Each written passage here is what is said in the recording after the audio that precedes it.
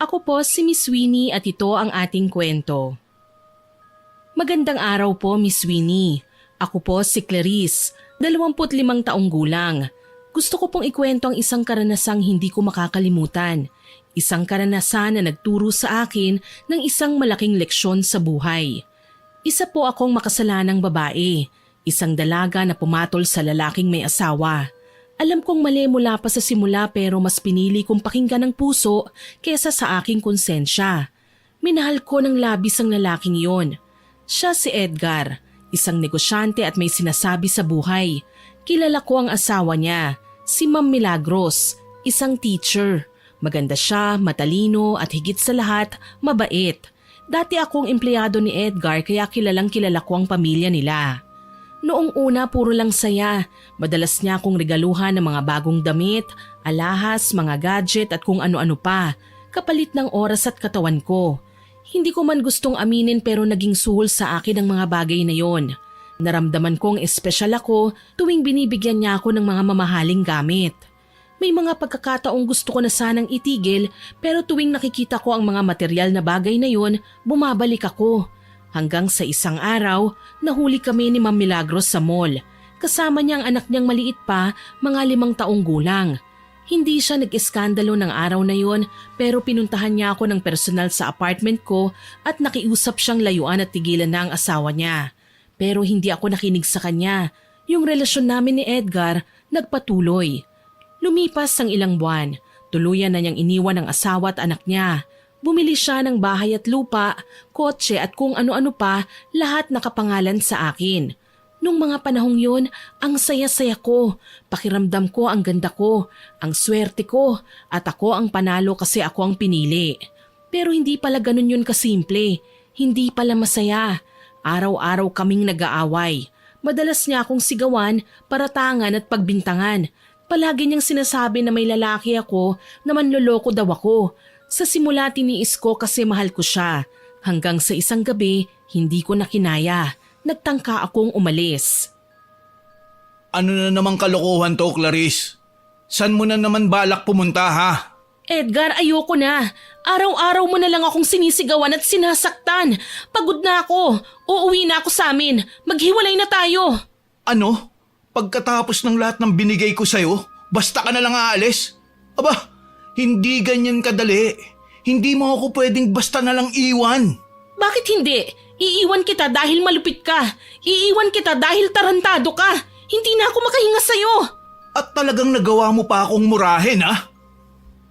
Sinampal niya ako ng malakas. Biglang umikot ang paningin ko. Napahawak ako sa pisngi. Tama na, Edgar. Sobra ka na. Hindi ko na kaya. Pakawalan mo na ako, maawa ka. Maawa? Sa'yo? Wala kang karapatang humingi ng awa. Basura ka lang na pinulot ko. Kung hindi dahil sa akin, wala kang ganito. Mga gamit, bahay, sasakyan. Lahat yan, galing sa akin. Oo, galing lahat sa'yo. Pero binayaran ko yan ng katawan ko, ng dangal ko, ng pagkatao ko. Tumahimik ka. Wala kang karapatang magsalita ng ganyan sa akin. Ako ang nagmamayari sa'yo, Clarice. Hanggat nabubuhay ako, hindi mo ko matatakasan. Tandaan mo to, ha. Ako lang ang magpapasaya sa'yo. At ako rin ang sisira sa'yo kung kailangan. Itinulak ko siya ng malakas. Nabigla siya, napaatras. Nakapwesto ko sa gilid ng kama. Kabang-kaba ko ng oras na yon dahil sa unang pagkakataon ay nagawa kong lumaban. Nagawa kong ipagtanggol ang sarili ko sa kanya. Ba't lumalabang ka na ngayon? Lumapit siya sa akin. Agad niyang hinawakan ako sa buhok at hinila ng marahas. Napasigaw ako sa sakit. Pilit kong tinatanggal ang kamay niya pero lalo lang niyang hinigpitan. Hindi pa siya nakontento. Sinuntok niya ako sa tagiliran, napayuko ako at halos mawala ng hininga. Tama na! Maawa ka na sa akin, Edgar! Baka mapatay mo ko! Talagang papatayin kitang babae ka. Wala nang ibang makikinabang sa'yo, kundi ako. Hayop ka! Wala kang puso! Wala kang kaluluwa! Talagang wala ka nun, Clarice. Sige, subukan mong umalis at nang makita mo kung gaano talaga ako kademonyo. Idadamay ko ang buong pamilya mo. Gagawin kong impyerno ang buhay nyo. Papatayin ko sila. Uubusin ko kayong lahat. Hindi! Hindi mo pwedeng gawin yan! Huwag mo silang idamay! At bakit hindi? Lahat ng meron ka, kukunin ko sa'yo. Kaya huwag ka na magtangka dahil kayang-kaya kong gawin lahat ng sinasabi ko. Kaya ko kayong ubusin sa isang pitik lang ng mga kamay ko. Kaya umayos ka. Hinila niya ako palapit sa kanya. Hinawakan niya ako sa bewang at dahan-dahang inilapit ang mukha niya sa mukha ko. Hinalikan niya ako. Maingat noong una pero naging marahas, sabik at gigil na gigil. Halos kagatin niya ang mga labi ko. Pilit kong iniiwas ang sarili ko sa kanya pero sadyang malakas siya at wala akong laban. Iniangat niya ako at muling inihiga sa kama. Napapikit ako. Diring-diri na ako sa mga pinaggagawa niya. Ganyan siya. Pagkatapos akong saktan ay tsaka naman niya ako aabusuhin. Pagdilat ko kitang-kita ko sa kanyang muka ang labis na pagnanasa. Muli niya akong hinalikan ng walang tigil. Akin ka lang, Clarice. Walang makikinabang sa'yo, kundi ako lang. Wala na akong nagawa ng maramdaman kong inisa-isa niyang inalis ang suot ko. Wala na akong boses, wala na rin akong lakas. At habang pinapagapang niya ang kamay niya sa katawan ko, nakatingin lang ako sa kisame. Wala akong nagawa kundi ang umiyak. Sana Edgar bumalik sa'yo ang lahat ng ginagawa mo sa akin. Sana dumating yung araw na wala ka ring magagawa kundi ang magmakaawa. Pagkasabi ko noon napahinto siya sandali. Tumingin siya sa akin. Akala ko ititigil na siya pero hindi pala.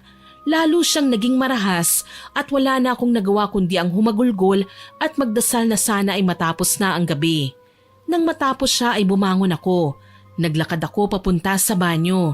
Nang nasa loob na ako, nakita ko ang sarili ko sa salamin. Halos hindi ko makilala ang sarili ko. Namamaga ang mga mata ko sa kaiiyak. Tumapat ako sa shower. Marahang pinihit ang gripo hanggang sa dumaloy ang tubig sa katawan ko. Napasinghap ako sa lamig pero hinayaan ko lang.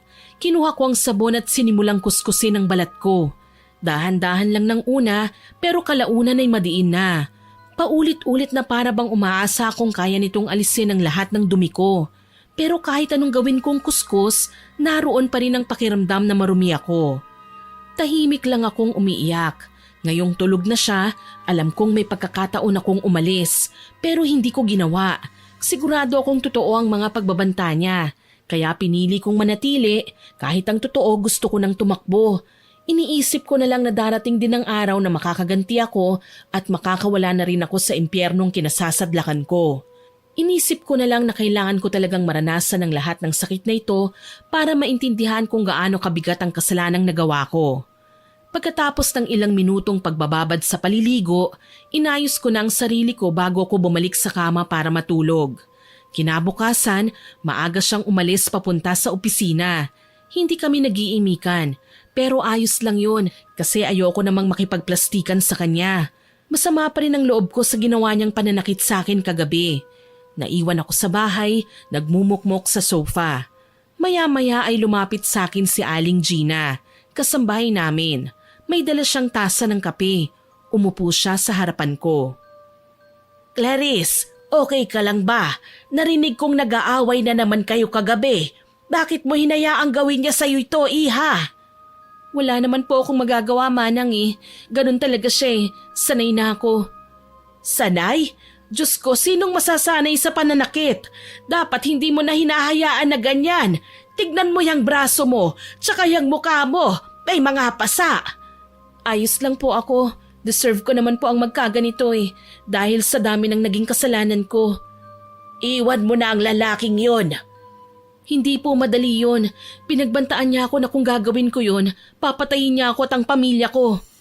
Hanggang kailan mo titiisin yan? Hanggang sa mapatay ka dito? Aba kawawa ka naman anak.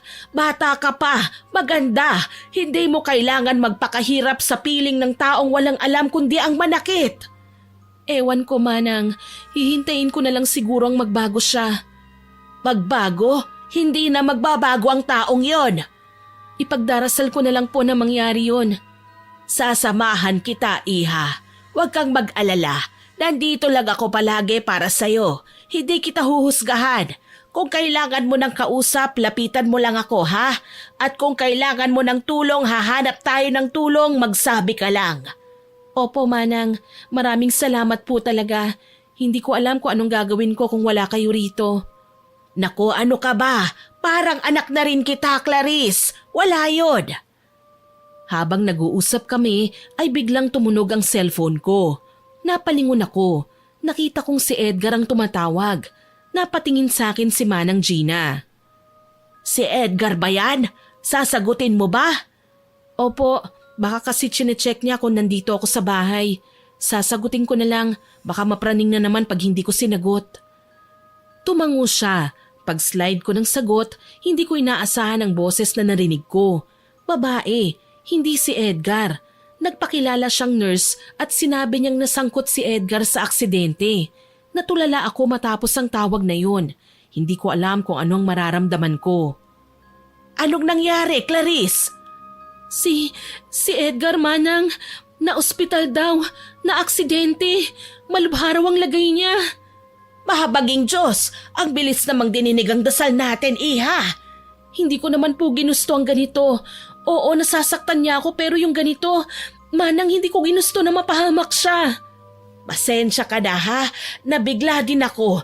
Alam ko naman na kahit ganun siya, mahal na mahal mo siya. Hindi ko sinasadya. Kailangan ko po siyang puntahan, Manang. Hindi ko kayang umupo na lang dito at maghintay ng balita.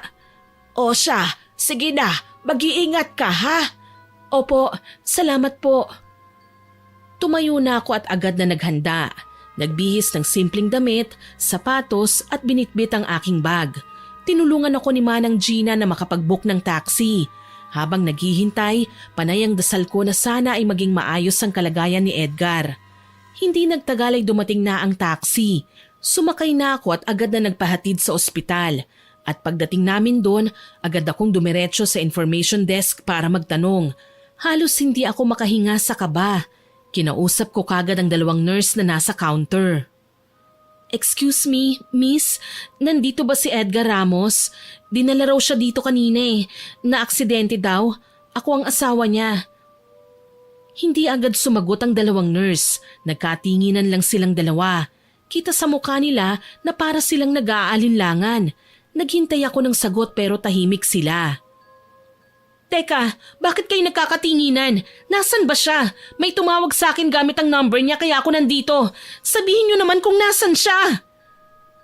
Sa wakas ay nagsalita ang isa. Sinabi nito na kasalukuyang nasa operating room siya at inooperahan. Natigilan ako. Hindi ko maintindihan kung paano nila naisagawa yun nang hindi ako hinihintay o hinihingi ang pahintulot ko. Ano? Inoperahan niyo nang wala man lang akong consent? Asawa niya ako. Dapat pinaalam niyo man lang to sa akin sa cellphone. Dapat alam ko to. Nagkatinginan na naman sila. Parang di sila naniniwala sa sinasabi ko. Tapos, nagsalita ang isa at sinabing may isa pa daw silang tinawagan bukod sa akin. Nasa wallet daw ang ID ng asawa ko at may nakalagay na contact number doon para sa emergency. Nakalagay daw doon na ito ang asawa ni Edgar. Namutla ako. Para akong binuhusan ng malamig na tubig nang marinig yun. Bago pa ako makapagsalita ay may dumating na babae. Miss, mga ilang oras aabutin ang operation ng asawa ko. Ma'am Milagros? Tumingin siya sa akin pero hindi nagsalita. Wala din siyang anumang reaksyon na parang hindi niya ako kilala. Matapos makuha ang sagot sa nurse, nilagpasan lang niya ako. Muli ko siyang tinawag pero hindi man lang siya lumingon. Sinundan ko siya. Ma'am, gusto ko lang malaman kung anong nangyari kay Edgar. Please, kausapin mo naman ako. Kumusta na ba siya? Huminto siya saglit at humarap sa akin. Tinignan ako mula ulo hanggang paa. Walang emosyon ang kanyang muka. Hindi ko alam. Tanungin mo na lang siya kapag nagising na, kung magigising pa. Pagkasabi nun ay tinalikuran niya ako at saka umupo sa waiting area. Ilang sandali pa, lumabas na ang doktor at tinanong kung sino ang kapamilya ni Edgar.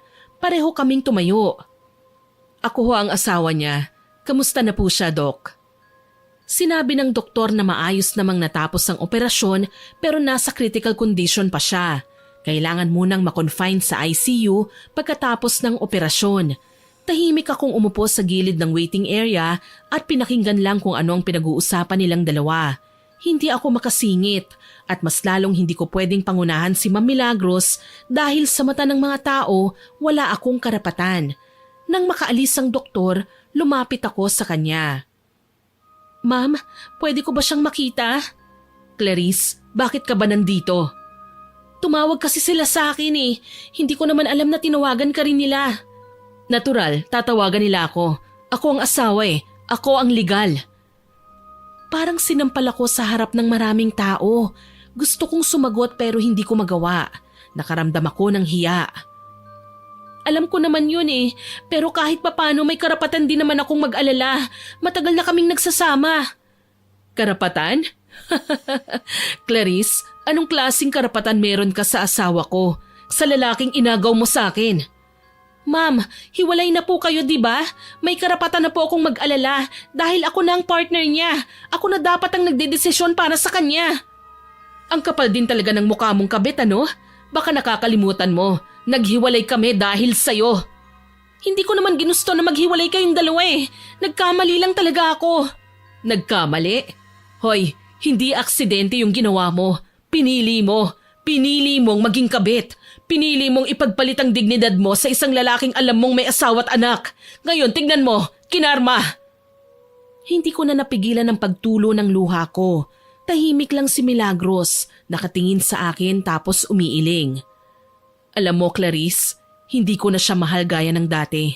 Pero asawa ko pa rin siya. Kaya ako nandito, kasi tungkulin ko ito. Uuwi na ako. Naghihintay kasi sa akin ang anak ko. Nagawa ko na naman ang lahat ng kailangan kong gawin dito eh. Total ikaw naman yung kabit na sinamahan. Ikaw na ang bahala sa kanya. Siguraduhin mo lang na mabubuhay siya. Wala na tayong dapat pang pag-usapan. Ma'am, sandali lang. Hindi mo kailangang umalis. Ako na lang ang aalis. Ano? At bakit? Ibabalik ko na ho sa inyo ang asawa niyo. Kayo na lang po ang bahala sa kanya. Mas kailangan ka ni Edgar. Isosoli mo? Naririnig mo ba yung sinasabi mo, Clarice? Bakit? Ano ba sa'yo si Edgar? Isang gamit na kapag nasira na pwede mo nang isole? Hindi ganun ang ibig kong sabihin. Matagal ko nang gustong makipaghiwalay sa kanya. Hindi lang ako makawala kasi ayaw niya. Kaya ibabalik ko na siya sa inyo, ma'am. Gusto ko nang itama ang mga pagkakamali ko. Ngayon lang? Matapos mong sirain ang pamilya ko? Matapos mong agawin ang ama ng anak ko? Ngayon mo lang naisip na mali? Alam kong huli na, pero ayoko na pong magpanggap. Pagod na akong mabuhay sa kasalanan eh. Ma'am, matagal ko na pong pinagbayaran ng lahat ng naging pagkakamali ko. Malupit ang asawa niyo. Palagi niya akong binubugbog. Ano? Anong pinagsasasabi mo? Si Edgar? Binubugbog ka? Opo, ma'am. Akala ko nung una totoo siyang nagmahal. Pero habang tumatagal, nagbago siya. Naging mainitin ang ulo niya. Nagsiselo sa kahit na anong bagay. Kapag lango siya sa alak, wala siyang kontrol. Paulit-ulit niya akong sinasaktan. Hindi ako naniniwala sa'yo. Kilala ko si Edgar. Hindi niya magagawa yon. Ano? Pero ganun talaga siya sa akin. Minsan tinangka akong lumayas. Pero pinagbantaan niya ako na sasaktan niya ang pamilya ko. At wala kang ginawa? Hindi ka nagsumbong sa mga pulis? Hindi po. Hindi ko kayang gawin yon dahil natatakot ako. Nahihiya din ako dahil alam ko naman kung bakit ako napunta sa ganitong sitwasyon. Sino bang maniniwala sa isang kabit? Wala naman, hindi ba? Kaya tinitiis ko na lang hanggang sa hindi ko na kaya. So, anong gusto mong mangyari ngayon? Maawa ako sa'yo? Pasensya ka na. Pero hindi ko kasi kayang sakyan ang kwento mo eh. Matagal kaming nagsama ng asawa ko at ni minsan hindi niya ako pinagbuhatan ng kamay. Para akong sinaksak sa dibdib nang marinig ang sinabing yon ni Milagros. Naramdaman kong unti-unti akong nilamon ng hiya.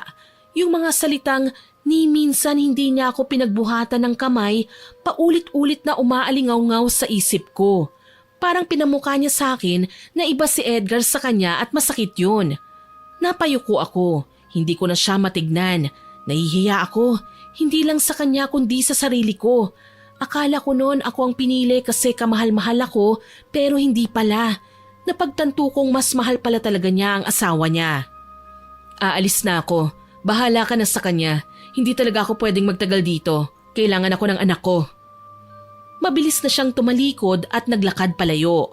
Wala na akong nagawa kundi ang tignan siya kasi para akong na-freeze sa kinatatayuan ko.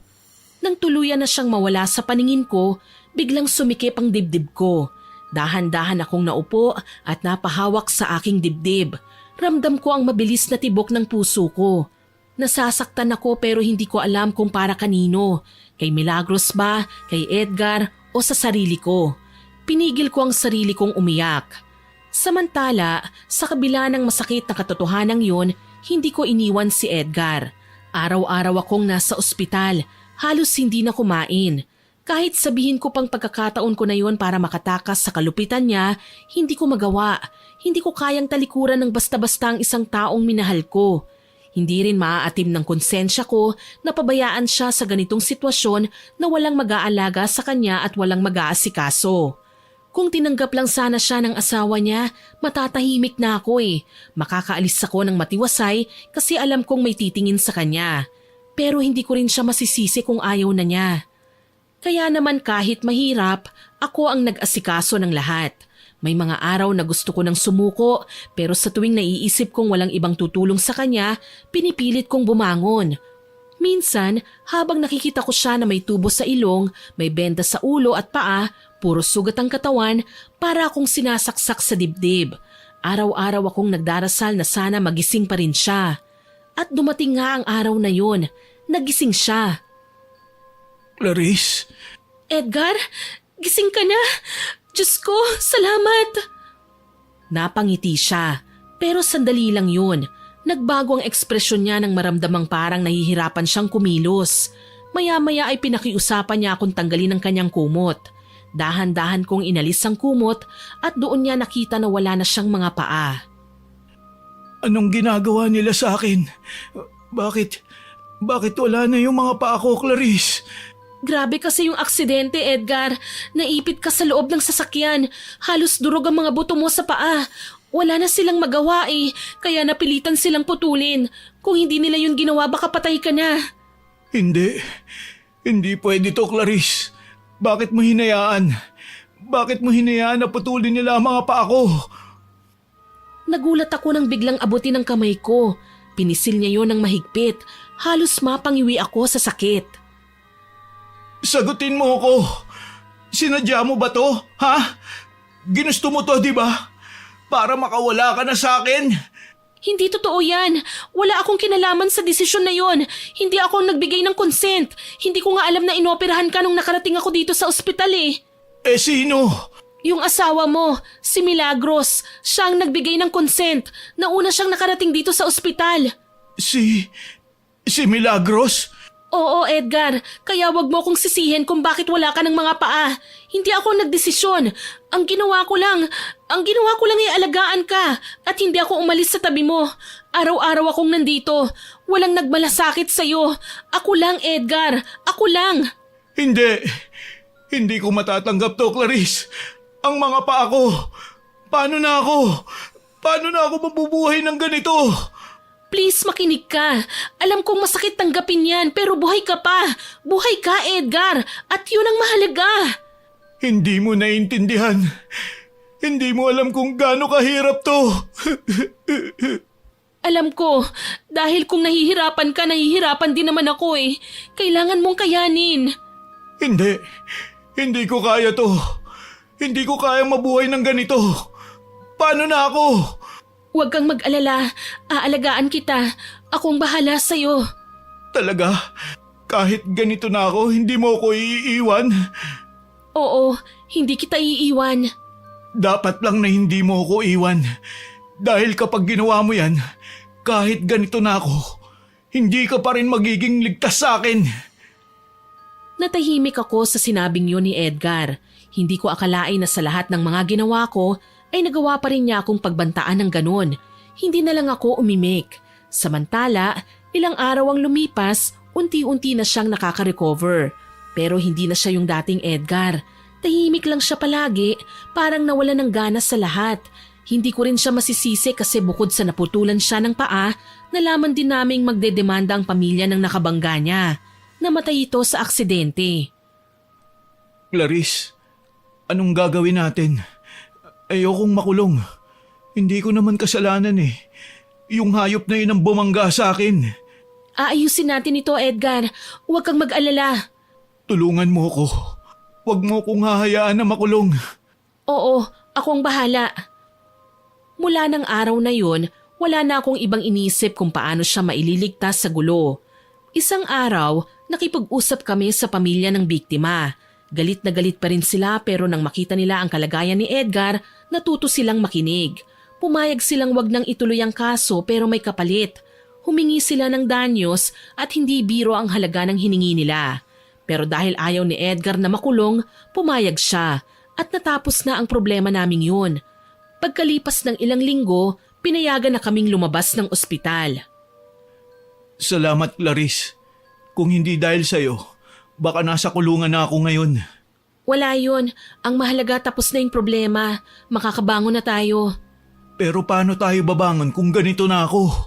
Paano yung negosyo ko? Wala akong magagawa kundi umupo dito. Huwag mo na munang isipin yan. Ako munang kikilos. Ako nang bahala. Nang mga sumunod na araw, sinikap kong ituloy ang pamamahala sa negosyo ni Edgar. Pero makalipas lang ang ilang buwan, napansin kong paunti-unti nang lumiit ang perang dumarating. Ano to, Clarice? Bakit ganito kalit ang kita ngayong buwan? Anong ginawa mo sa negosyo ko? Hindi ko naman kasalanan kung bumaba ang benta, Edgar. Ang daming nangutang na hindi na rin nagbayad. Lintik na. Nagkamali ako nang ipagkatiwala ko sa negosyo ko. Wala ka talagang alam. Bobo! Anong bobo? Grabe ka naman magsalita. Talagang ako ang sisisihin mo? Hoy, wala akong kasalanan kung matumal na ang bentahan. Ginawa ko ang lahat, kaya wala akong kasalanan. Kasalanan mo yan. Kung bakit kasi nag-volunteer ka pa na ikaw ang magmamanage, wala ka naman palang alam sa pagpapatakbo ng negosyo. Anong hindi? Marunong naman ako ah. Boba, kung marunong ka, hindi tayo malulugi. Sana kay Milagros ko na lang ipinagkatiwala ang negosyo ko, hindi sa'yo. Wala ka talagang silbi. Manahimik ka. Huwag mo akong pagsasalitaan na wala akong silbi. Lahat ibinigay ko na sa'yo. Ano pa ba ang kulang? Kulang? Lahat ng ginawa mo, puro palpak. Hindi mo alam ang sinasabi mo. Araw-araw akong nasa tindahan. Halos hindi na nga ako kumakain para lang matapos ang trabaho eh. Ako na nga ang nagbabantay tapos ako pa ang nag-aasikaso sa'yo. Bakit hindi mo tanungin yung sarili mo kung ano ang nagawa mo? Wala ka naman ding silbi ah. Puro ka lang reklamo. Ni hindi mo man lang ba kayang pahalagahan ang lahat ng ginawa ko para sa'yo? Pahalagahan? Paano ko pahahalagahan kung puro sablay naman ang ginagawa mo? Wala kang silbi, Clarice. Kung alam ko lang na aabutin ako ng napakaraming kamalasan sa buhay, sana hindi na lang kita nakilala. Ang kapal ng mukha mong sabihin sa akin yan. Lahat ginawa ko para sa'yo. Ako ang dahilan kung bakit buhay ka pa ngayon. Kung hindi ko kinausap ng maayos ang pamilya na nabangga mo, nakakulong ka na dapat ngayon. Ay oo nga pala. Ikaw pala ang tagapagligtas ko. Pero sige nga, tignan mo nga kung anong klaseng buhay meron tayo ngayon. Parang impyerno. Matagal na tayong nasa impyerno, Edgar. Tinitiis ko lang kasi mahal kita at takot ako sa'yo. Palagi ka nalang ganyan. Halos hindi ko na malunok ang mga sinasabi mo. Wala ka nang nakitang tama sa akin. Lahat na lang mali. Lahat kasalanan ko. Kasalanan mo naman talaga lahat eh. Malas ka. Malayong malayo sa'yo ang asawa ko. Kung alam ko lang na ganito ang mangyayari sa akin, hindi ko na sana siya ipinagpalit. Tumahimik ka. Hindi ako mananahimik, Clarice, dahil lahat ng sinasabi ko, totoo. Tignan mo, parehas tayo ngayong talunan. Tama na, Edgar. Tama na. Huwag mo akong sisigawan ng ganyan. Buwisit ka. At anong gusto mo? Matuwa ako sa mga sinasabi mo? Oo, alam ko namang mali eh. Alam kong mali na nagmahal ako ng isang katulad mo. Pero hindi lang naman ako ang may kasalanan nun. Dalawa tayo. Itong nangyayaring ito, karma sa atin. Tayong dalawang may kasalanan, hindi lang ako. Kaya wag mo akong pagsasalitaan ng ganyan. Dahil ang dami ko nang naging sakripisyo sa'yo. Sakripisyo? Winasak mo ang buhay ko. Malas ka. Malas! Hindi ako malas. Ikaw ang malas sa buhay ko. Dahil sa'yo napaniwara ako. Dahil sa'yo naging mababa ang tingin ko sa sarili ko. Pero alam ko kung ano ang totoo. Ikaw ang pasanin. Ikaw ang malas. Hindi ako. Tsaka hindi akong problema dito. Ikaw, wala kang silbi. Wala ka ng halaga, Edgar. Manahimik ka. Hindi ako mananahimik. Ayoko na. Pagod na ako sa'yo. Kung swerte ang tawag mo sa asawa mo, sige, ibabalik na kita sa kanya. Anong sinasabi mo? Hindi ko na kailangan ulitin ang sinabi ko. Gagawin ko na lang, Edgar. Subukan mo. Subukan mo, Clarice. Kung ayaw mong... Anong gagawin mo? Sasaktan mo ako? Hindi mo na ako kayang takutin. Hindi mo na rin ako kayang saktan. Natahimik si Edgar at hindi na nakasagot. Ang tangi na lang niyang nagawa ay titigan ako. Halata sa kanyang mga mata na pinipigilan niya ang sarili na magalit. Tuluyan na akong lumabas ng silid namin. Iniwan ko si Edgar. Tumuloy ako sa kusina para uminom ng tubig. Pinilit kong maging kalmado. Habang inaayos ko ang sarili ko, lumapit sa akin si Manang. Narinig kong nag-aaway na naman kayo ha. Bakit na naman ba? Manang, magiging ayos lang po ba kung ibabalik ko na siya sa asawa niya? Nako, hindi ko alam iha kung matatanggap pa ng asawa niya yan. Hindi na nga binantayan sa ospital noon, hindi ba? Ibig sabihin, wala na siyang pakialam kay sir. Mahihirapan ka ng isoli yan. Kaya nga po actually nakausap ko po siya sa ospital noon at sinabi ko nga ang tungkol dito. Ayaw niya. Bakit kasi di mo na lang iwan? Umuwi ka na sa inyo at mabuhay ka ng malaya. Hindi ko po pwedeng gawin yun. Nakukonsensya po ako Mabait naman si Edgar noon sa akin at saka marami siyang naitulong sa pamilya ko at sa akin. Hindi pwedeng basta ko na lang siya iwan nang hindi nakakasiguro na maayos siya, na may ibang mag-aalaga sa kanya. Wala naman akong ibang mapag-iiwanan sa kanya kundi ang asawa niya Clarice, alam kong mabuti kang tao, pero minsan kailangan mo ring piliin ang sarili mo. Umalis ka na lang, pabayaan mo na siya. Kung utang na loob ang pumipigil sa'yo, nabayaran mo na yun lahat sa naging pananakit niya sa'yo. Huwag kang martir, walang martir na kabit. Grabe naman ho kayo, Manang. Parang sinabi niyo naman na wala akong kakayahang maawa sa iba. Hindi naman sa ganon, pero ang sinasabi ko lang, piliin mo naman ang sarili mo. Naaawa na ako sa'yo Paano po kung may mangyaring masama sa kanya? Hindi mo na yun responsibilidad. Tsaka diba, malakas naman siya. Kaya pa nga niyang makipagtalo sa'yo Tama po kayo, pero susubukan ko pa rin hong kausapin si Ma'am Milagros. Ikaw ang bahala kung yan ang gusto mo. Ginawa ko nga yun, Miss Winnie. Nang hapon ding yun, lakas loob kong pinuntahan sa bahay nila ang asawa ni Edgar. Pagbaba ko ng sasakyan, naglakad ako papunta sa gate at pinindot ng paulit-ulit ang doorbell.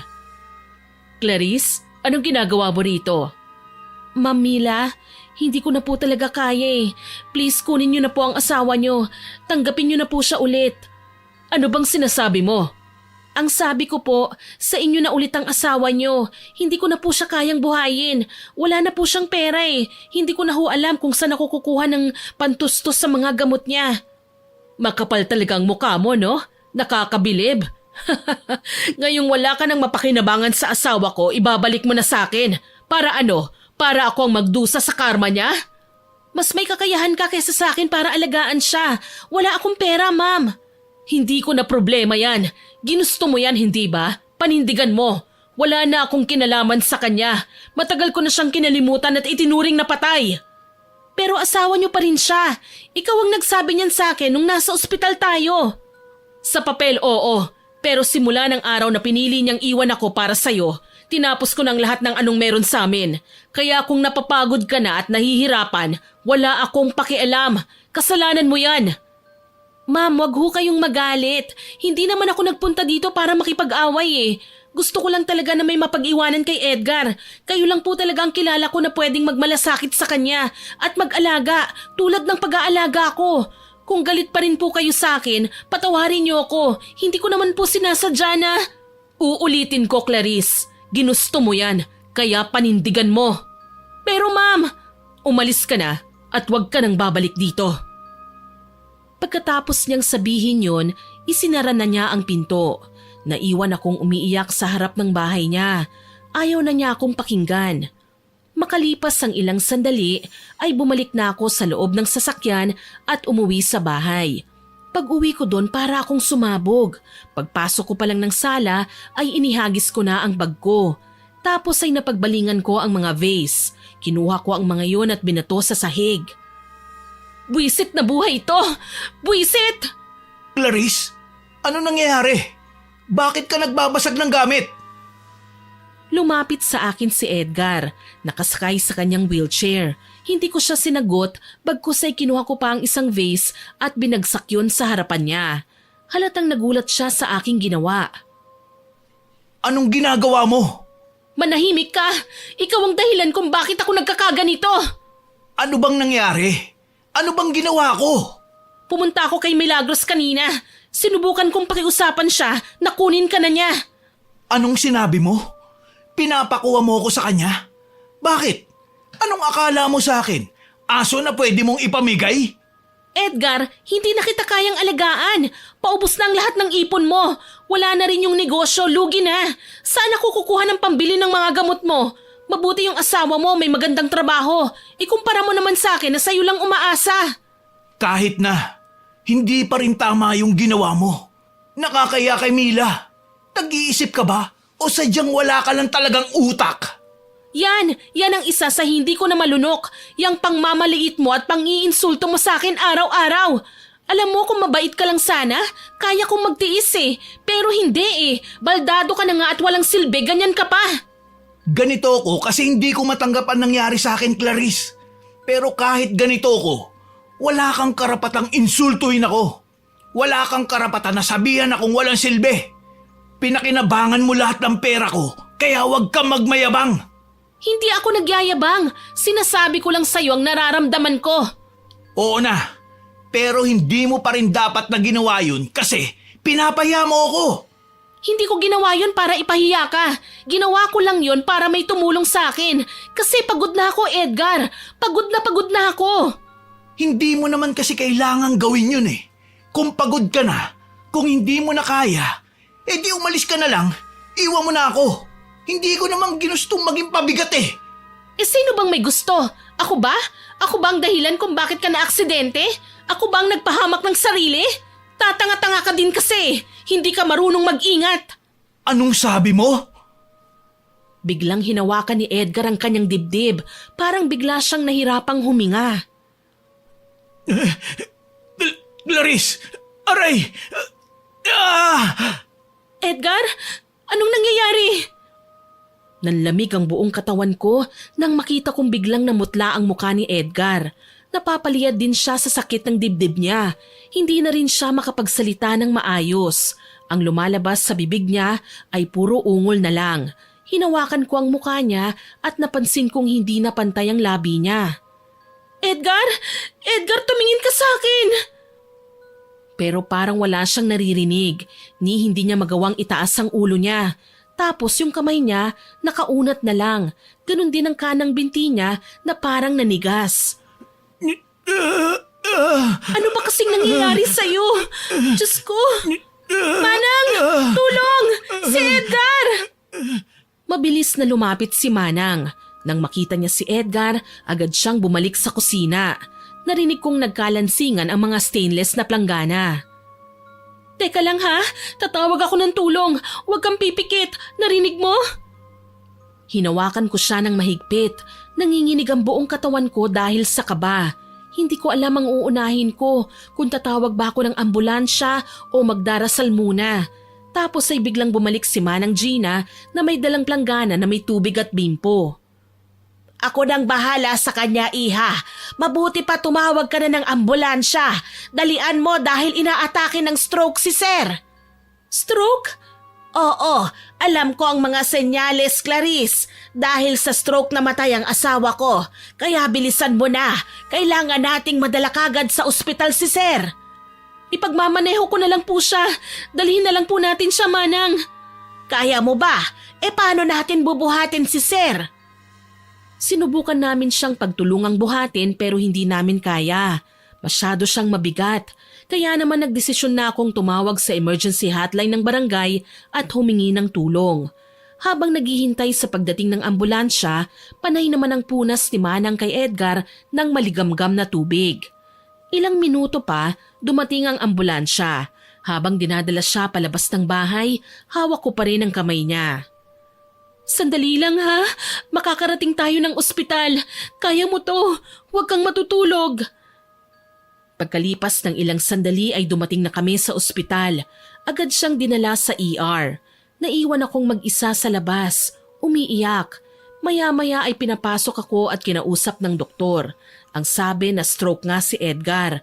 Pero mabuti na lang at naitakbo kaagad sa ospital dahil kung pinatagal pa ay maaari siyang mamatay. Nang mailipat na sa recovery room si Edgar ay pinapasok na rin ako. Nakahiga siya, may mga nakakabit na kung ano-anong aparato sa katawan niya. Ang hina ng itsura niya.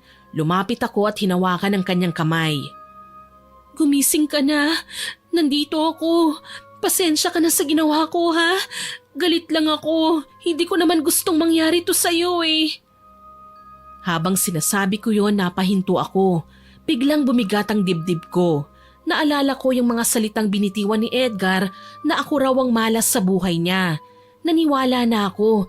Ako nga yata ang malas eh. Iniisip ko ang mga pinagdaanan namin. Simula nang nagsama kami, palagi kaming nasasangkot sa gulo. Bumagsak ang negosyo niya at iba pa. Umupo ako sa tabi niya. I'm sorry, pero tama ka nga. Ako nga yata ang malas sa buhay mo eh. Ayoko na ng ganito, Edgar. Ayokong dumating sa punto na mamamatay ka pa ng dahil sa akin. Tumayo ako. Kinuha ko ang bag ko at humakbang palapit sa pinto. Bago ko lumabas, lumingon pa ako ulit sa kanya. Mahal kita, Edgar. Aalis na ako para matapos na ang karma. Tiningnan ko pa siya ng matagal. Wala pa rin siyang malay. Muli akong lumapit at ginawaran siya ng halik sa pisngi, tapos ay diretsyo na akong lumabas ng kwartong yon. Iniwan ko ang contact number ni Milagros sa mga nurse at binilinan silang tawagan ito. Pagkatapos nun, hindi ko na alam kung ano ang nangyari. Paglabas ko ng ospital, diretsyo na akong sumakay ng bus pa uwi ng probinsya. Hindi na ako bumalik pa ng bahay. Hindi na rin ako nagpaalam kay Manang Gina. Hindi ako nagbitbit ng kahit na anong mga gamit. Pagdating ko sa probinsya namin, doon ako nagsimula ng panibagong buhay. Simple lang ang buhay doon, tahimik at hindi komplikado. Sa lugar na yon, unti-unti kong nakalimutan ng lahat ng sakit, lahat ng alaala sa Maynila at lahat ng bahagi ng sarili kong nawala ng dahil sa pagmamahal ko kay Edgar. Makalipas ang ilang buwan, nag-apply ako sa munisipyo bilang staff. Mababait ang mga kasamahan ko. Unti-unti ay bumalik ang sigla ko. Natutunan kong tumawa ulit, yung totoo at walang halong pagkukunwari. At higit sa lahat, natutunan kong magpatawad, hindi lang kay Edgar kundi pati na rin sa sarili ko.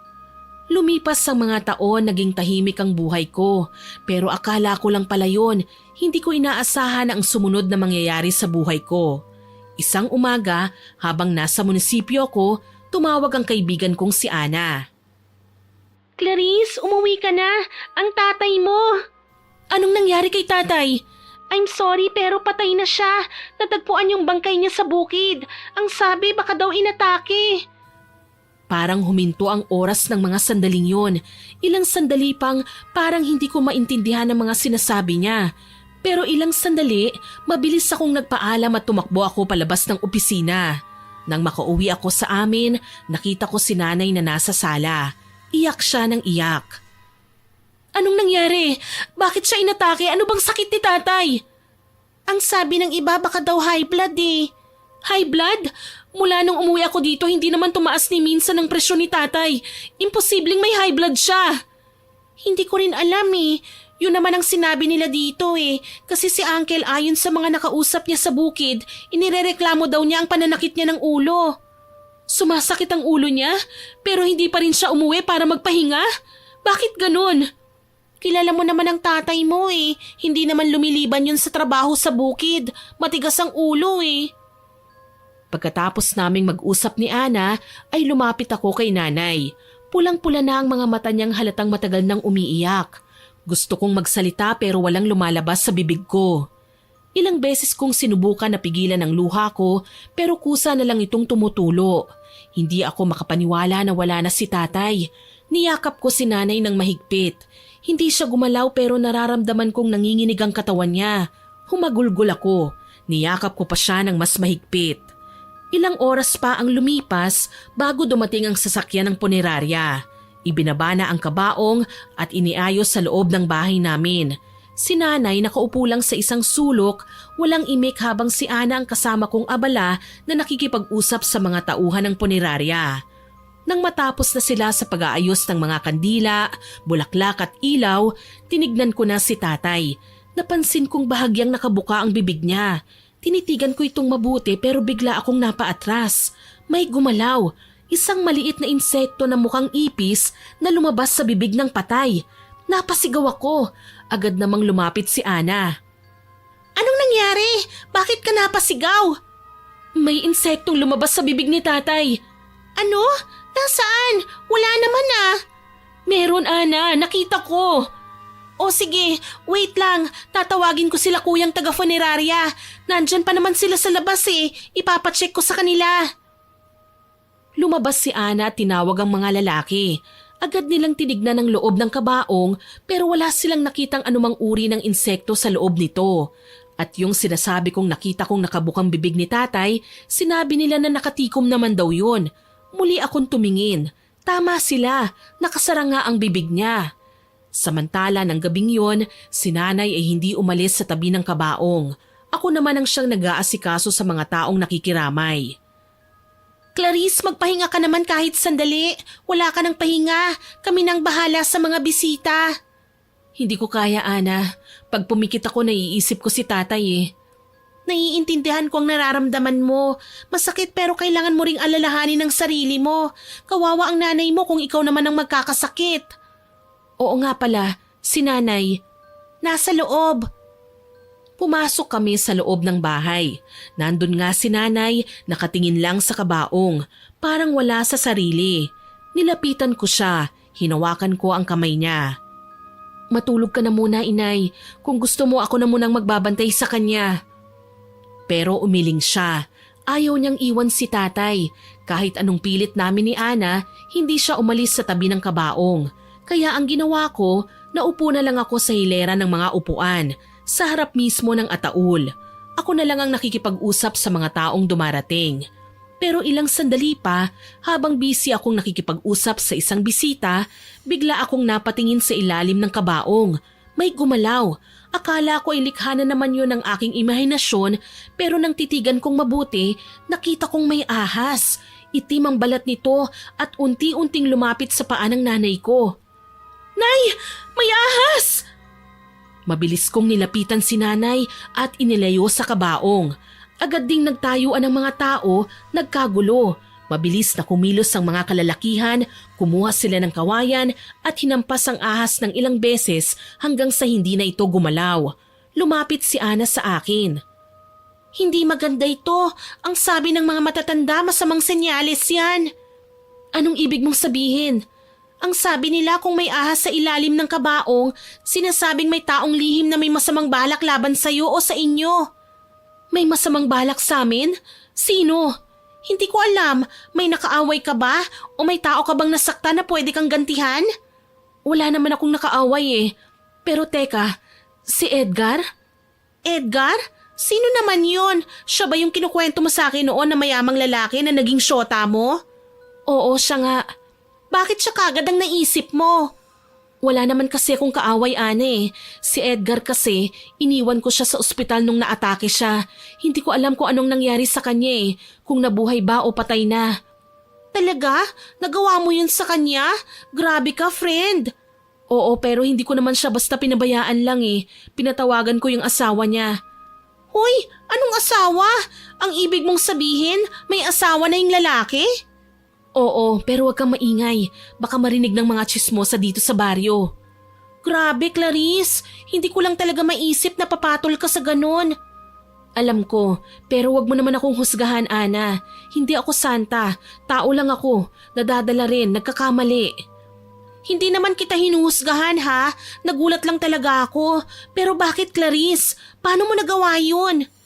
Ewan ko. Siguro nabulag lang ako sa mga pangako, sa mga regalo, sa mga salitang akala ko totoo. Ganon? Bakit? Ano bang nangyari? Nung nagsasama na kami, doon lumabas ang tunay niyang ugali. Nananakit siya, Ana. Talaga? Hala, kawawa ka naman pala. Kaya hindi na ako magtataka kung may kinalaman siya sa kamalasang nangyayari sa amin ngayon. Kung ang ibig sabihin ng itim na ahas ay paghihiganti o may gagawing masama sa amin ng isang tao, walang gagawa nun kung hindi siya. Naalala ko kasi nung nakipaghiwalay ako sa kanya, pinagbantaan niya ako na uubusin daw niya ang pamilya ko. Sa tingin mo nagsisimula na kaya siya?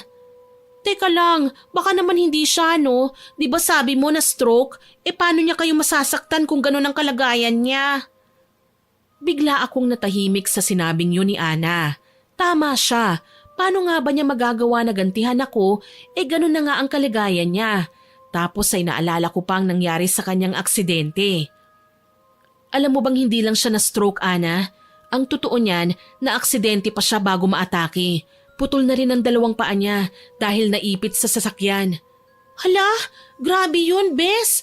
Parang sunod-sunod na kamalasan, ano? Naku, sinasabi ko na nga ba pag may masama kang ginawa, babalik at babalik talaga sa'yo.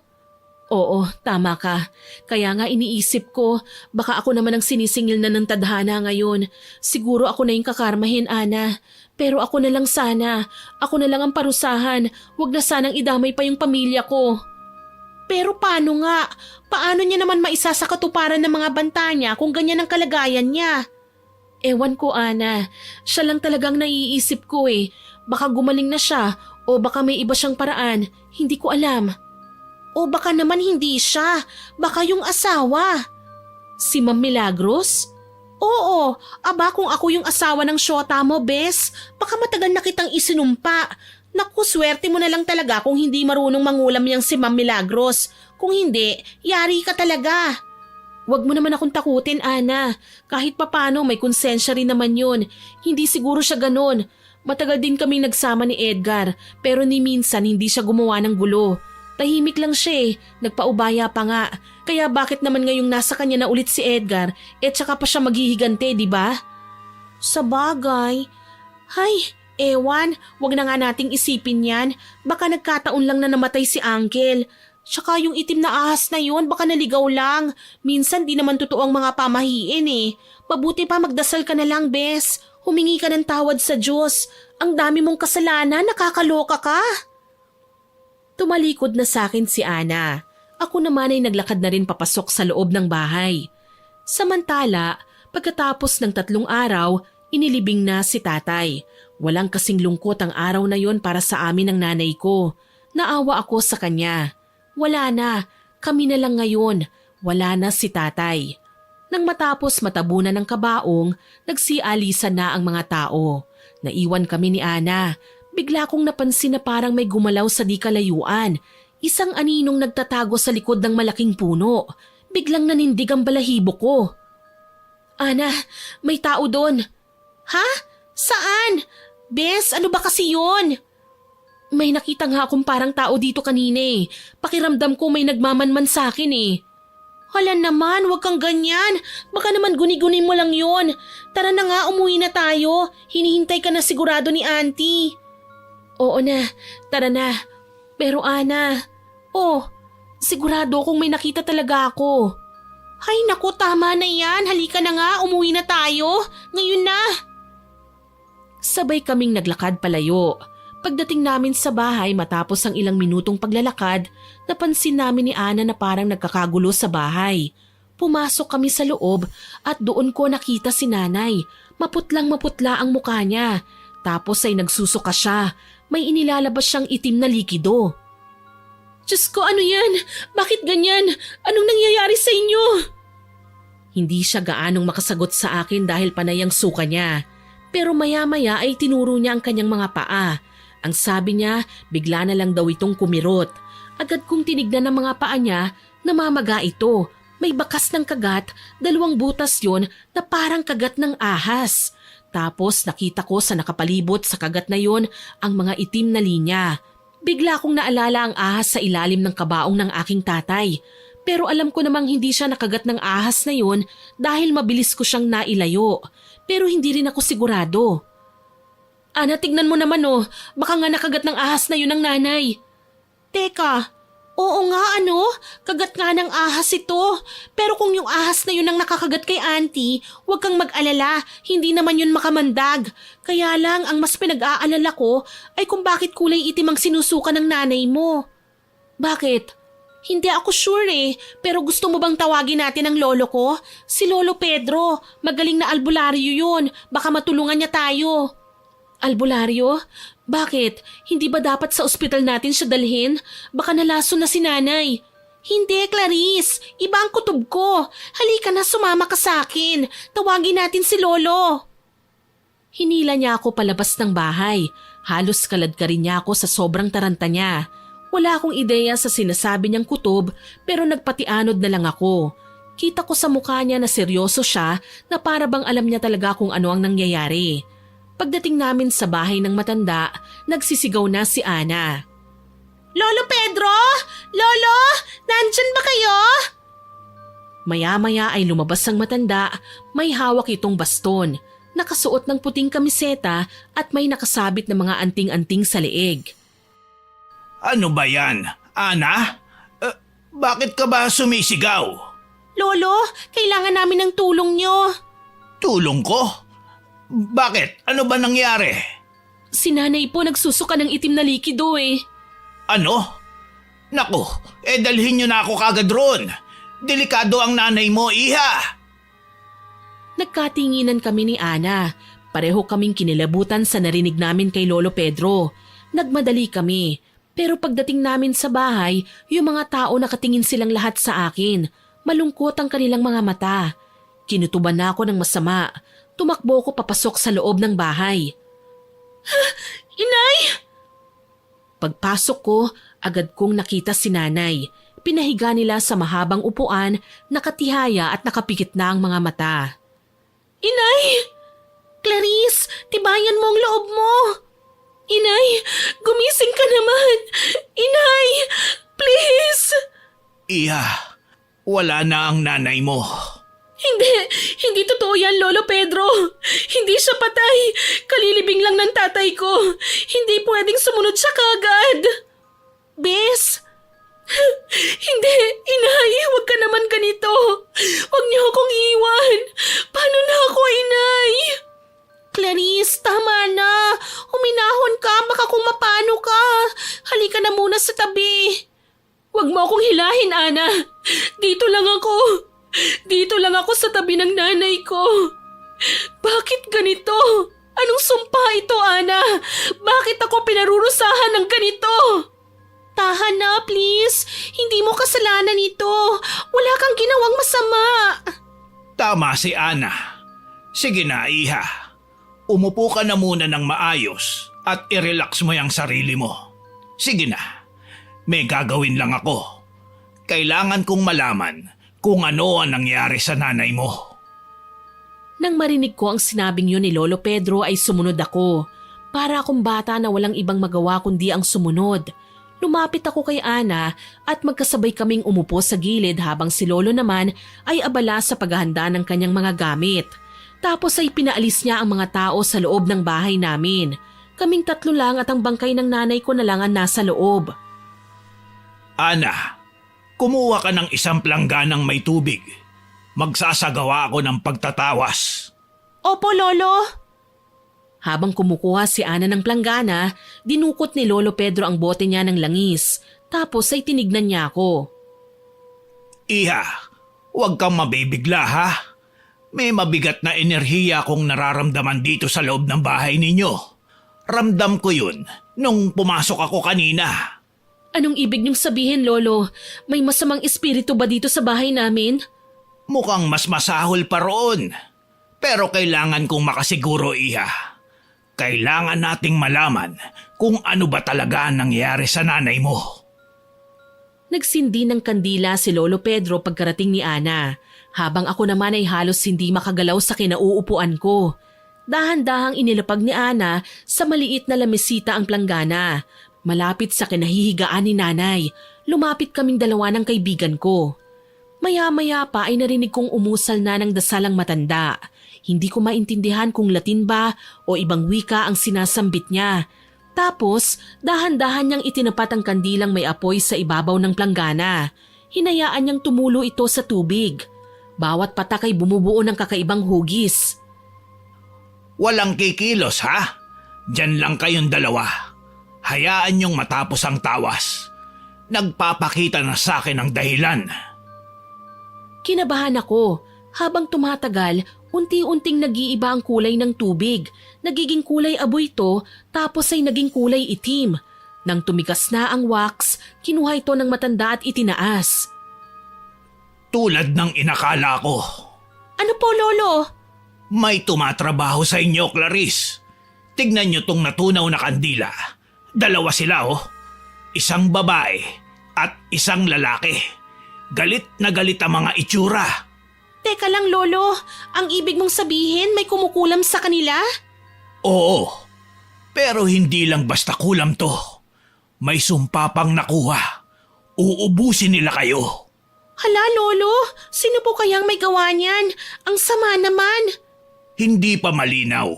Malakas ang kapangyarihan nila. Kaya nilang itago ang pagkakakilanlan nila. Pero Clarice, naghihiganti ang dalawang to sa'yo. May tao ka bang nagawan ng kasalanan? Po?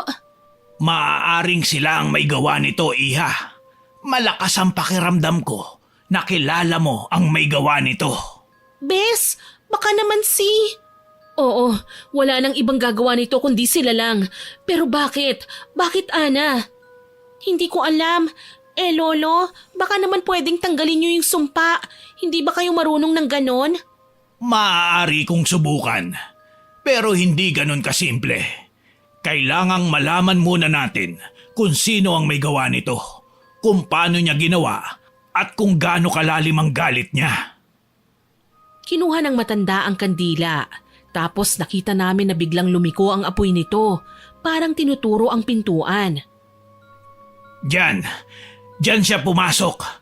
May pumasok sa bahay niyong hindi niyo nakita. Gabi yun, sigurado ako. Ang ibig niyong sabihin, nakapasok dito yung taong gumawa ng sumpa? Hindi, Iha. Hindi tao ang pumasok, pero isang sugo. Sugo? Ano yun? Multo? Engkanto? Isang demonyo. Iha, ang ganitong sumpa, ginagawa lang kapag gusto ng isang tao na dahan-dahang pahirapan ang kalaban niya bago tuluyang patayin. At kapag namatay ka, maaari niyang kunin ang kaluluwa mo. Diyos ko, tulungan niyo po ako, Lolo. Ayoko pang mamatay. Gagawin ko ang makakaya ko. Pero Iha, kailangan mong maghanda. Hindi madaling basagin ang sumpa. Delikado dahil siguradong mararamdaman ng may gawa. Pwedeng gumante o magpadala pa ng mas malakas na sumpa. Wala na po akong pakialam, Lolo. Gawin na natin kung ano ang kailangan. Kung mamamatay ako, at least lumalaban. Sige, pero kailangan ko ng ilang bagay. Kailangan ko ng bagay na galing sa taong pinaghihinalaan mo. Sandali lang po, meron. May binigay sa akin si Edgar na mga alahas. Dala ko po ang mga yon. Kukunin ko lang po. Mabilis akong pumasok ng silid at kinuha ang singsing na regalo sa akin. Bumalik ako kagad sa sala para ibigay ito kay Lolo Pedro. Nang makuha ito ng matanda ay agad siyang nagsagawa ng ritual. Maya-maya lang ay unti-unting umihip ang malamig na hangin sa loob ng bahay. Gumalaw din ang mga kurtina kahit nakasarado ang mga bintana. Ilang sandali pa, biglang lumakas ang ilaw ng kandila tapos ay may narinig kaming parang tumatawa. Sino yun? Bakit may tumatawa? Huwag kang matakot. Ibig sabihin lang nun ay nahuli natin siya. Itinaas ni Lolo Pedro ang kandila at sa sandaling yun, isang itim na anino ang nakita naming gumagapang sa itaas ng bubong. Tapos ay sa dingding. Lolo, ano yan? Huwag kayong mag-alala. Hanggat may apoy ang kandila ko, hindi yan makakalapit sa atin. Nagsaboy ng asin si Lolo sabay usal ng orasyon. Nawala ang anino, pero pakiramdam ko ay may mabigat na presensya pa rin sa paligid. Teka, Bakit ganun? Anong ba't ganun, Lolo? Tapos na ba? Oo, tapos na. Pero nagtataka ako. Bakit ganun kadali? Ay naku naman, Lolo, okay na yun. Kesa naman makipagpuksaan pa tayo sa demonyo. Magpasalamat na lang tayo na tapos na. Clarice, okay na, huwag ka nang mag-alala. Pagkatapos ng sinabi ni Ana, medyo gumaan ang loob ko. Inisip ko baka nga tapos na yung sumpa at baka nga okay na ako. Samantala, nang matapos ang ritual ay dumating na ang mga taga-punerarya. Nang kunin nila ang nanay ko, nagdesisyon ako na ilibing na kagad ang nanay ko. Sigurado ka ba? Ipapalibing mo na kagad ang nanay mo? Baka gusto mo munang ipagpaliban. Hindi na, Ana. Mas mabuti nang maihimlay na siya kagad para magkasama na sila ni tatay. Gusto ko na silang matahimik, pareho. Pagdating ng hapon, dinala na nga namin si nanay sa sementeryo. Hindi ako makapaniwalang mangyayari ang ganong trahedya sa buhay ko, na magkasunod kong ililibing ang mga magulang ko. Nagsisisi ako. Kasalanan ko ang lahat ng nangyari. Ako ang may dala ng sumpa sa pamilya ko. Pero magsisi man ako, huli na. Clarice, tara na, malamig na. Mahirap maabutan ng dilim dito. Oo, tara na. Pagka-uwi namin sa bahay ay agad kaming sinalubong ni Lolo Pedro. May ipinainom siya sa akin na halamang gamot. Mapait yun. Ang sabi niya, pansamantalang proteksyon daw yun para hindi ako mabalikan ng anumang sumpa. Medyo gumaan ang loob ko matapos kong uminom nun. Umaasa akong okay na, natapos na ang lahat. Sa gabi, dala ng matinding pagod at sakit, maaga akong nakatulog. Subalit kinabukasan, doon na nagsimula ang panibagong kalbaryo. May mga tumubong butlig sa braso ko. Maliit lang sa una, parang kagat lang ng lamok. Hindi ko pinansin, pero ilang araw ang nakalipas, bigla itong lumala. Kumalat ito sa leeg ko, sa tiyan, tapos sa likod. Ang kate, grabe, para akong mababaliw sa kakakamot. Pagkaraan pa ng ilang araw, nagkasugat-sugat na ang balat ko. Nagkakakaliskis na, namamaga, tapos may tumutubong parang malalaking kalyo na makate. Kahit anong ointment o sabon ang gamitin ko, walang epekto, hindi tumatalab. Sa gabi ay hindi na ako makatulog. Muli akong nagpatingin kay Lolo Pedro. Grabe to! Mamamatay na po ba ako? Iya, kaya kong gamutin yan. Pero kapag ginawa natin yun, baka hindi na lang ganyan ang ibigay sa yung sumpa. Malakas talaga yung mangkukulam. Siguro ay panahon na para subukan mong humingi ng tawad sa kanila. Makiusap ka na itigil na ang kanilang paghihiganti. Baka sakaling maawa sa'yo. Napayuko ako. Hindi ko na kailangang isipin kung sino pa ang tinutukoy ni Lolo Pedro. Si Milagros at Edgar kagad ang pumasok sa isip ko. Sila lang naman ang may galit sa akin eh. Kinabukasan, nagpasama ako kay Ana. Lumuwas kami. Nagsuot ako ng jacket kahit mainit dahil nakakahiya ang balat ko. Pakiramdam ko para akong may ketong eh. Tinakpan ko rin ang mukha ko at nagsuot ako ng salamin sa mata. Handa ka na ba talagang harapin sila? Oo, Ana. Kailangan kong gawin to eh. Hirap na ako. Tsaka wala nang ibang paraan kundi ang kausapin sila. Pagkalipas ng ilang oras sa biyahe, ay narating din namin ang bahay nila Milagros. Medyo nag-aalangan pa ako. Hindi ko kasi alam kung tatanggapin niya ako o itataboy tulad ng dati. Pinindot ko ang doorbell. Ilang saglit lang, bumukas ang pinto. Lumabas si Milagros. Sino kayo? Tinanggal ko ang suot kong salamin at takip ng aking muka. Nagulat siya nang makilala ako. Clarice? Ako nga, ma'am. Alam kong ang kapal ng mukha kong magpakita rito pero may kailangan po ako sa inyo. Kailangan? Anong kailangan mo sa akin? Hindi ko alam kung paano sasabihin pero ako kasi kinulam.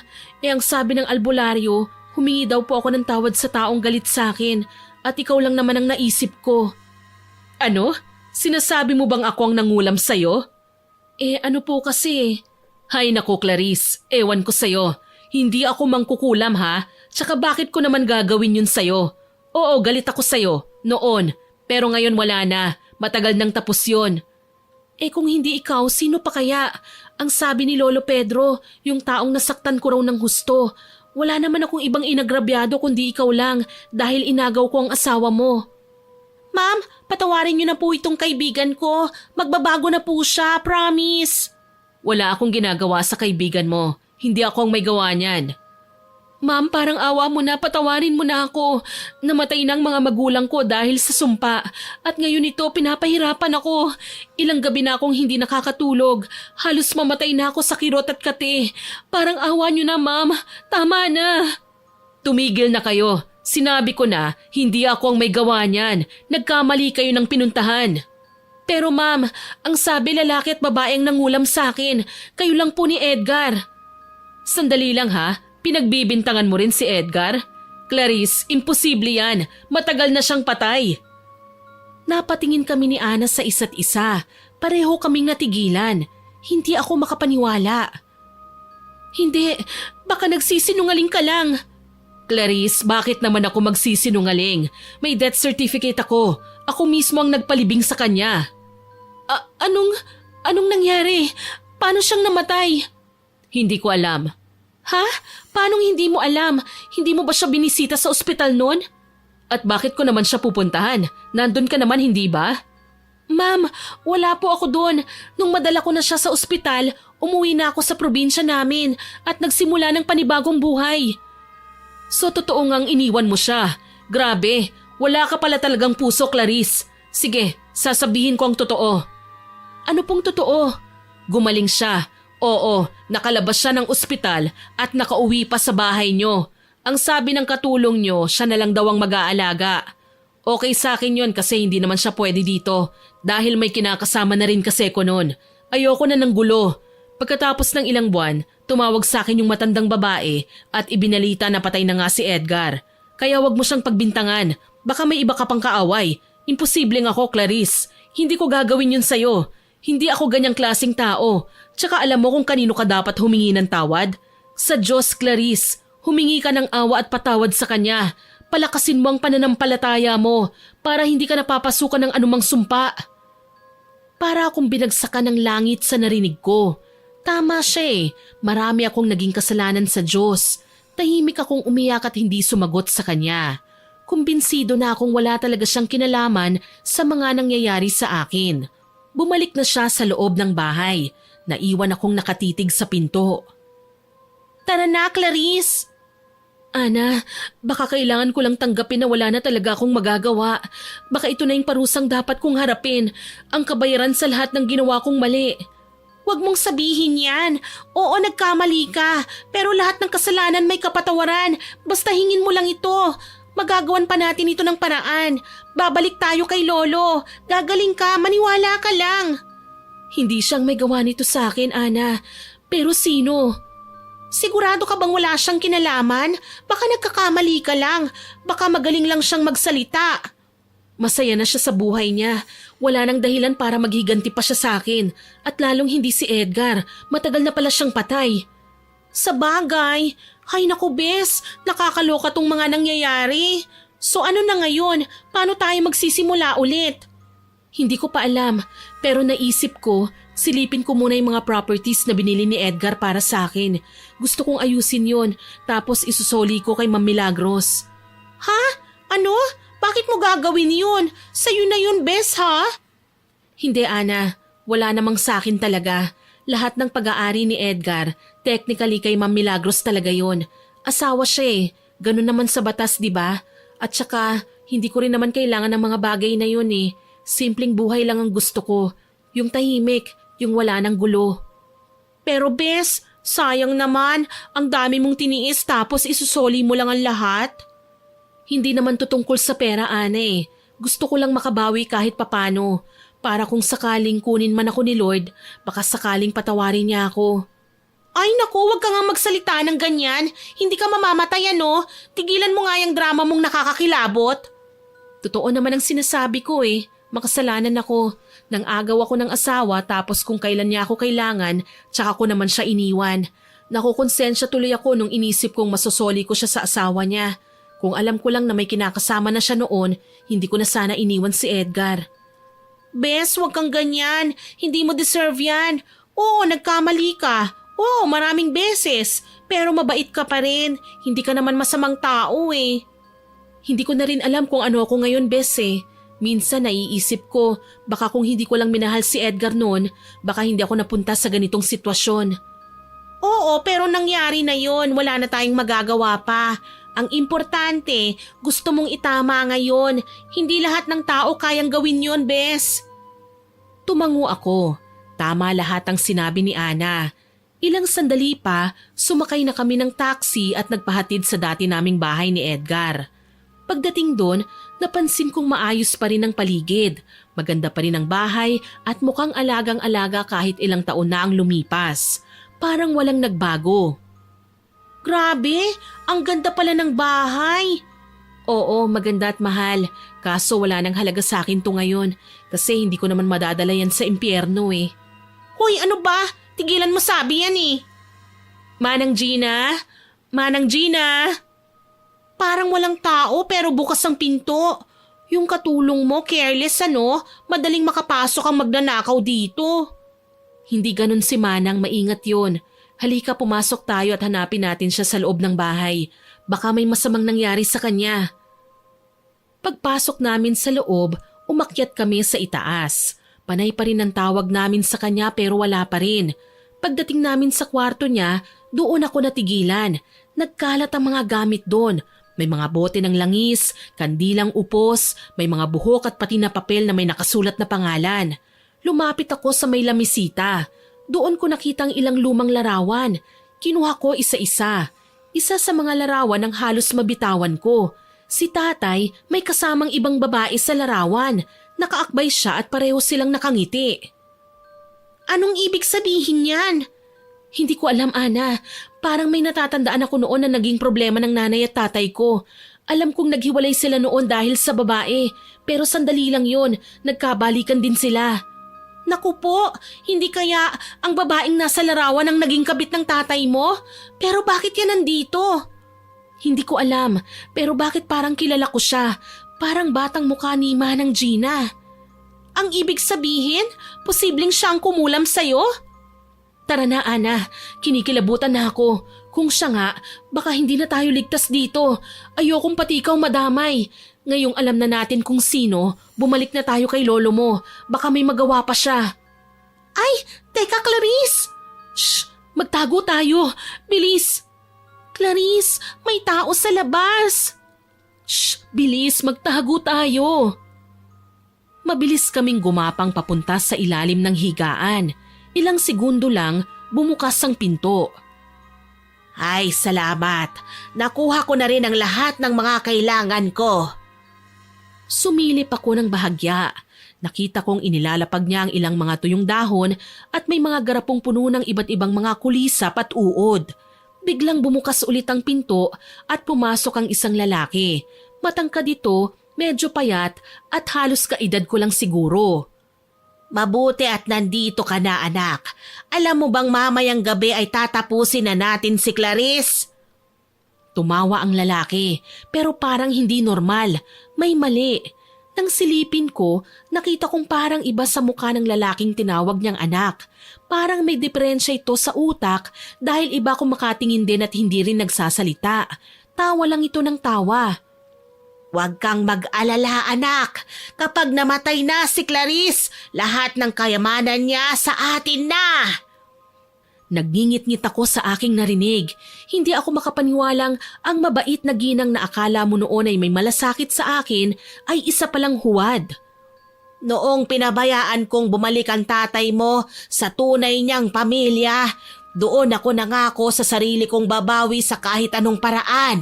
Mabuti na lang at sinubaybayan ko pa rin ang pamilya nila. Nagtiyaga akong sundan ang anak nila para sa kanya ko simula ng paghihiganting matagal ko ng pinlano. Akalain mo yon, nakapaghiganti na ako may reward pang bahay, lupa at mga alahas. Muli tumawa lang ang lalaking kausap niya. Nakabawi na tayo, anak. Bawing-bawi na ako. Akala ng babaeng yon ay hahayaan kong maging maganda ang kinabukasan niya, samantalang ikaw ay ganyan. Wala siyang kaalam-alam na ako rin ang kumulam kay Edgar At ako rin ang lumason sa isipan ng lalaking yon na may ibang kinahuhumalingan ng kabit niya. Sa narinig kong yon, halos magngit-ngit ako sa loob ng pinagtataguan namin. Lalabas na sana ako pero hinawakan ako ni Ana sa braso. Pinigilan niya ako. Hindi ako makapaniwala na ang tunay ko palang kalaban ay ang taong pinakamalapit sa akin. Mamayang gabi, tatapusin na natin ang buhay ng babaeng yon. Lumabas na ang mag-ina matapos maihanda ang mga gamit sa pangkukulam. Narinig namin ang pagbukas ng pinto kasunod ng mga yabag na papalayo. Ilang sandali pa, umandar ang sasakyan sa labas. Umalis na tayo habang wala sila. Hindi pwede. Hindi pwedeng basta na lang tayong umalis. Bakit? May itinuro sa akin ng lolo ko para sa ganitong sitwasyon. Kaya pa nating baliktarin ang sumpa nila. Hindi na ako nagtanong pa. Sinundan ko na lang si Ana. Lumapit siya sa tokador ni Aling Gina at kinuha ang suklay. Nanguha siya ng mga buhok na naroon. Sigurado kaming sa matanda yun dahil sa mga puting buhok. Babalik ta rin natin ang kulam nila, Clarice. Kapag ginawa nila ang kulam mamayang gabi, babalik sa kanila ang anumang gawin sa'yo. Pero Ana, baka mamatay sila. Wala nang ibang paraan, kesa naman ikaw ang mamatay. Hindi ba't kasalanan sa Diyos ang pumatay? Hindi ko magagawa yan. Magtiwala ka lang sa akin, Bes. Akong bahala dito. Kailangan talaga natin tong gawin kung gusto mo bang mabuhay. Lumapit si Ana sa mga gamit na inihanda ni Aling Gina. May nakita kaming baso doon kung saan may lamang tubig at ilang hibla ng buhok na pinaniniwalaan naming buhok ko. Mukhang ito ang ginagamit niyang pangkulam sa'yo. Ngayon kapag ginamit niya ulit ito, babalik sa kanya mismo ang sumpa. Wala na akong nagawa kundi ang panoorin siya. Nang matapos niyang palitan ng ilang hibla ay nanguha pa siya ng ilang gamit doon. Mga damit, suklay at iba pa. Pagkatapos noon, umalis na kami at umuwi ulit ng probinsya. Pagdating namin doon makalipas ang ilang oras, agad kaming pumunta kay Lolo Pedro para ikwento ang lahat ng nangyari. Mabuti ang ginawa mo, Ana. Magaling. Pero kailangan pa rin nating maghanda ngayong gabi. Binigyan ako ni Lolo ng isang amulet. Ang sabi niya, magiging proteksyon ko yon laban sa sinumang may masamang balak. Pagsapit ng gabi, halos magdamag kaming nagdasal. Nakabantay lang sa akin si Lolo Pedro, pinakikiramdaman niya ang paligid. Mabilis na lumipas ang oras. Awa ng Diyos, walang nangyaring masama sa akin. Pagsapit ng madaling araw, sa unang tilaok ng manok, sabi ni Lolo Pedro ay ligtas na ako. Para akong nabunutan ng tinik, agad kong niyakap si Ana. Salamat sa iyo, Ana. Lolo Pedro. Naku, wala yun. Sino pa ba ang magtutulungan kundi tayo lang? Para na kitang kapatid, Clarice, at hindi kita pababayaan. Muli ko siyang niyakap. Kinabukasan ng sumikat na ang araw, napansin namin na parang natuyunan ng konti ang mga sugat ko. Ana, tignan mo. Hala, mukhang gagaling ka na. Tama si Ana. Gagaling ka na nga, Clarice. Kaya na yang pagalingin ng mga halamang gamot. Masaya ako na sa wakas ay gagaling na ako at pagkalipas nga ng halos isang buwan, nagkatotoo ang sinabi ni Ana. Tuluyan na nga akong gumaling. Nang kaya ko na, bumalik ako sa lungsod, nagpasama ulit ako sa aking kaibigan. Doon namin nalaman na patay na si Manang Gina. Ang sabi ng mga kapitbahay, nagpakamatay daw. Tapos yung anak, dinala sa isang pasilidad na nangangalaga ng mga kabataang may kapansanan. Hindi na lang kami umimik ni Ana. Alam namin ang totoo eh. Alam naming bumalik sa kanila ang lahat ng ginawa nila. Miss Winnie, hindi ko na po ibinenta ang mga properties ko. Pero lahat ng mga dokumento at mga alahas na binigay sa akin ni Edgar, ibinalik ko po kay Milagros. Noong una ayaw niyang tanggapin yon pero pinilit ko. Sabi ko siya ang tunay na may karapatan sa mga yon. Kaya naman nang magkasundo kami, tinanggap din niya. Walang sumbatang naganap. Nagkapatawaran kaming dalawa. Bumalik kami ni Ana sa probinsya at doon muli akong nagsimula ng panibagong buhay. Ngayon ay simple na lang ang buhay ko. Wala nang karangyaan pero ayos lang. Marami namang pwedeng gawin para maging masaya at maging mas kapaki-pakinabang. Nagvo-volunteer nga pala ako sa simbahan. Tumutulong din sa mga bata sa school at minsan tinutulungan ko rin si Lolo Pedro at Ana sa panggagamot. Miss Winnie, marami po akong natutunan sa mga nangyari. Wala talagang mabuting patutunguhan ng pag-ibig na nagsimula sa kasalanan. Kahit gaano mo ito pagtakpan o piliting itama, darating at darating pa rin ang araw na babalik sa iyo ang lahat ng mali mong ginawa.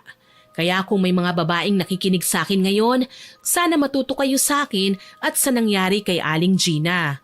Huwag niyong hayaang masira ang buhay niyo sa maling pag-ibig. Sana po ay nagustuhan niyo ang ibinahagi kong kwento.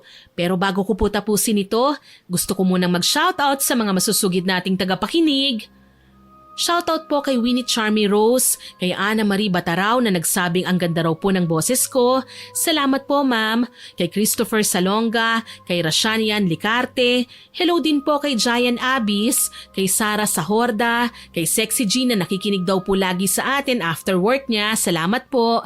Shoutout din po sa mga nag-birthday at magbe-birthday nating listeners na sina Stella Marie Sevilla noong November 12, kay Edmar de Los Angeles na magbe-birthday po ngayong November 22 at kay John Aldrin Peña ngayong November 26. Happy birthday po sa inyo and enjoy your day po!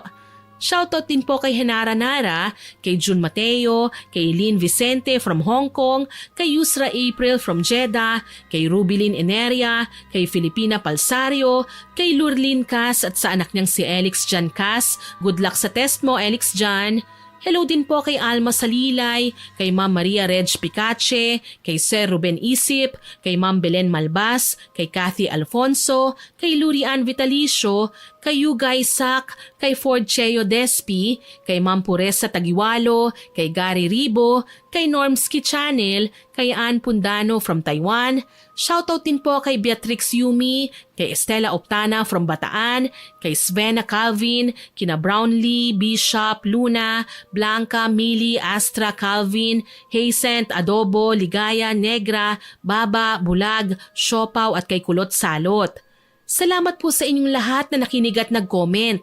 Abangan po nyo sana ang mga susunod ko pang upload at huwag nyo pong kalilimutang mag-subscribe, like, share and comment sa mga kwento natin. Para po mabilis nyong makita kung may bago tayong upload, pindutin nyo lang po ang notification bell para lagi po kayong updated. Aasahan ko pa rin po ang inyong suporta ha. God bless po sa ating lahat. Muli ako po si Miss Winnie na nagpapasalamat ng lubos sa inyong pakikinig.